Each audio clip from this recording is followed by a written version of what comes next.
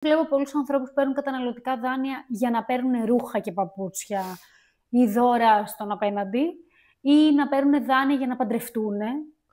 Ή να πάνε να αγοράσουν παίρνουν ρούχα με πιστωτική κάρτα. Βάζουν δώσει στην Ναι. πιστωτική κάρτα να πάρουν ρούχα και παπούτσια. Δηλαδή, Και μετά απίστευτα πράγματα. παίρνεις 800 ευρώ, 1000 ευρώ και έχεις πάρει ένα δάνειο για να παντρευτείς 20-30 χιλιάδες ευρώ, γιατί ξέρεις, δεν ξέρω γιατί το ξέρεις, ότι θα τα βγάλεις τα λεφτά. Ναι, οκ, όχι. Όταν δεν έχεις την οικονομική...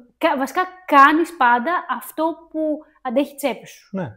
Μπορεί αυτό που αντέχει η τσέπη σου τώρα να είναι κάθομαι στο σπίτι και παίζω PlayStation, αλλά παράλληλα φτιάχνεις και ένα πλάνο να σταματήσει να είναι αυτό. Δηλαδή, δεν μένουμε, είναι αυτό που είπες πριν για το εξωτερικό που το έχουν έντονα. Δεν μένουν στη μιζέρια του βασικού μισθού. Αλλά μπορεί να πιέζονται για κάποια χρόνια, όμως μετά ξέρουν ότι θα έχουν πολύ καλές θέσεις, γιατί επενδύουν στον εαυτό τους.